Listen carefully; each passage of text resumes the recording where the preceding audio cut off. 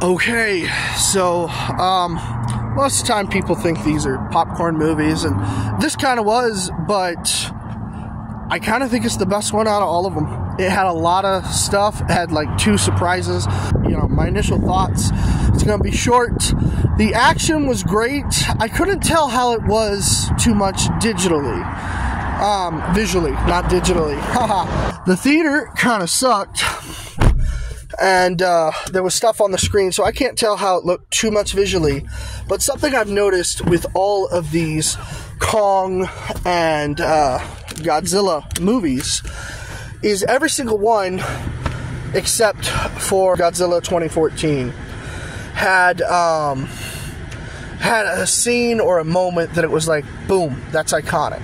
You know, you might remember back in King of Monsters, the part where they're in the Antarctica, and you had Dora over on this side, and then they had Godzilla over on this side, and there was so many. Ghidorah up on top of the volcano, you know, there was a lot in that movie. In Godzilla 2014, I couldn't find a scene that was really, like, iconic. But that said, this was the first movie in the MonsterVerse that came out 2014, and then you had Kong Skull Island. You had King of Monsters after that. Both of those came out pretty close to each other. I feel like Kong really got the formula right. All in all, though, visually, I'm not entirely sure, but there were scenes just like those other ones, besides Godzilla 2014, that was, like, iconic. As far as the human story, the thing that everyone's all like, I don't give a shit, just get rid of it, or, you know, it could be better.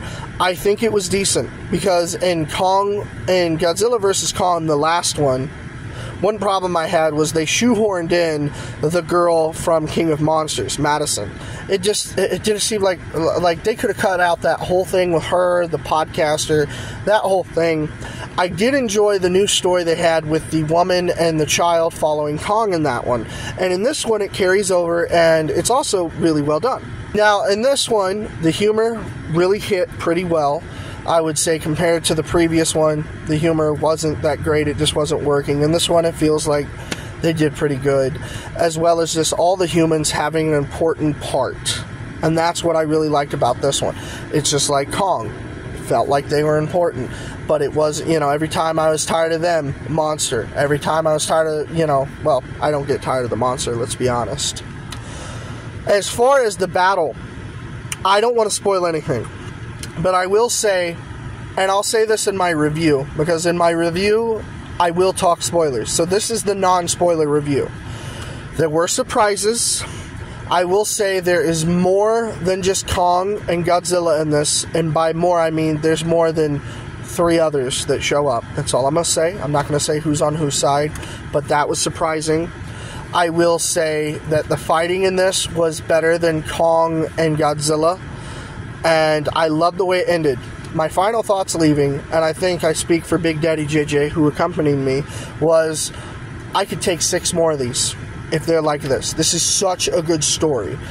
And the way they set it up at the end, there is no end credit scene. I'm going to go ahead and save you all the trouble of waiting in the theater. There is no end credit scene. However, the way it ends, you know there could be more, and it's kind of like, okay. So, it kind of leaves you the way that Avengers 2014 leaves you. At the end of that, you have all the Avengers there, and it's like, okay, boom, this is our team. Without spoiling it, it has that kind of vibe at the end. All in all, I liked this more than Kong. I liked this more than Godzilla. You know, I liked this more than Godzilla King of Monsters, but only by a little bit. And I liked this more, definitely, than Godzilla vs. Kong. All of these I rewatched recently in the last 5 days, so they're fresh on my mind. I even watched the original Kong vs. Godzilla. And I did enjoy that, but, like, I have a lot to say, and I'll do it in a spoiler review later in the week.